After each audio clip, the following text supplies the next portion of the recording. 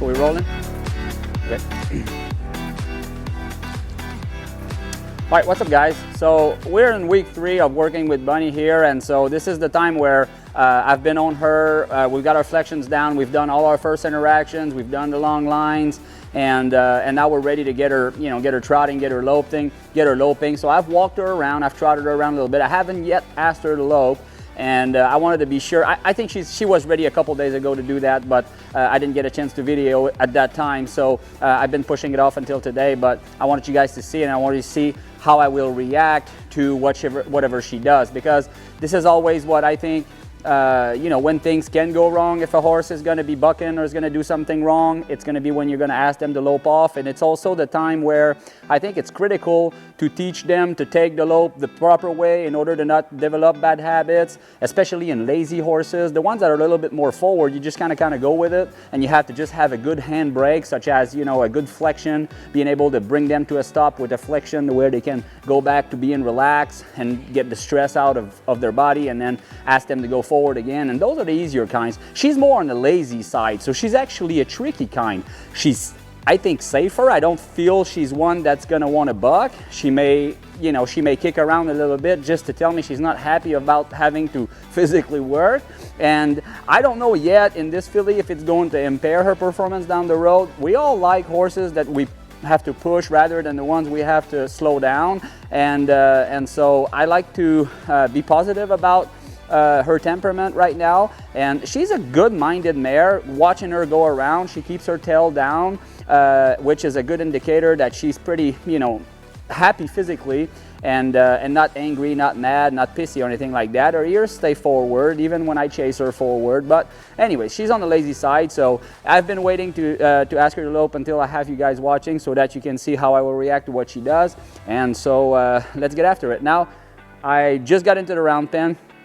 Like I said, we've been doing the long lines on her, so I'm not going to demonstrate that with the side pull. Since she is on the lazy side, she's a little bit pushy, then there's just not going to be a lot to see here. And so it's going to be a lot more interesting to do it with her once we put the snaffle in her mouth. And I think that she's ready to do that next week into her 4th week.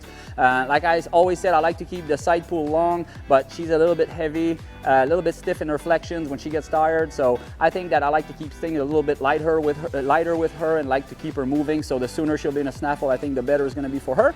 Anyways, and so now I want to conserve as much energy to ask her to lope as possible, but I don't want to have her too fresh, so I'm going to let her go around the round pen a little bit and get the fresh out of her, and make sure that she responds to my kiss or my clock and gets going forward and get her moving. And once I feel that she's in a good rhythm, this is the time where I like to right away stop her and get on and get moving and get loping. You know what I mean? I don't want to like cool her down in between. This is something that I want to gain momentum, and I want to keep that momentum. If I get on and I feel my horse is fidgety or it's too stressed out and there's still too much energy, I'll get off, lunge some more, get back on, ask it to move and ask it to go.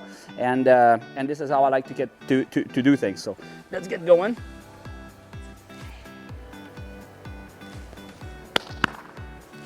Now here I'm ready to make a flexion like this if I feel that she's going to do something silly.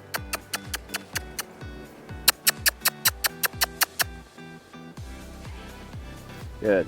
At this point, once we start going forward, you'll notice that what I'm after is forward motion. I want to be like, I don't want to be sitting like a passenger, okay? At first, I just wanted her to start moving her feet. So in this instance, I'm not asking her to go anywhere in particular. I just wanted that when I ask her to go, she goes. And once we get going, this is where I'm always going to be a quarter of a circle in this rump and ahead of her and chasing something, just like if I was trying to chase something, okay? This is the state of mind that I'm going to put myself in once I start going forward. But right now, I can put my hands here and hold the horns in case she goes, or you can go like this if you feel the horse has got tendency to buck. You can hold yourself like this, but right now, this means move your feet. As soon as she moves her feet, I stop kissing.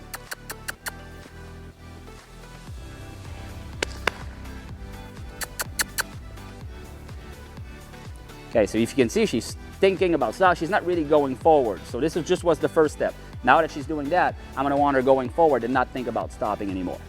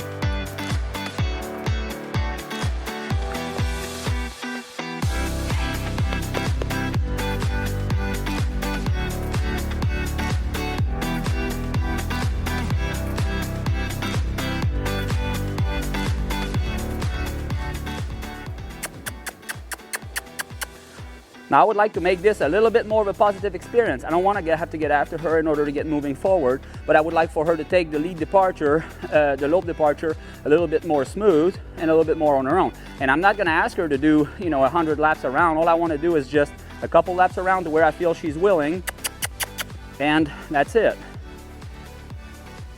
And once I feel she puts a little effort into it, I will right away get off and reward her on that.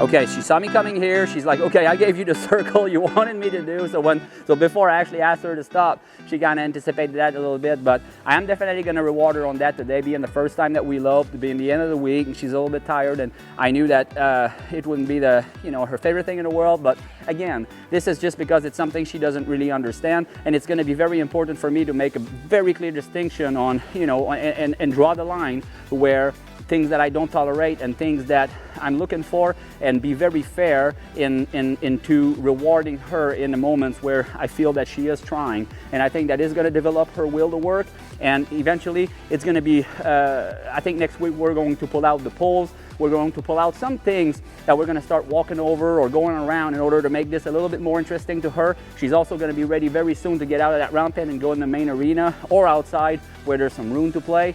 And because she definitely feels a little bit trapped in here and she wants out, obviously, but we got to do it step by step. So this is where we're at, and just stay tuned. Next week is going to be another chapter in Bunny's life, and looking forward to it.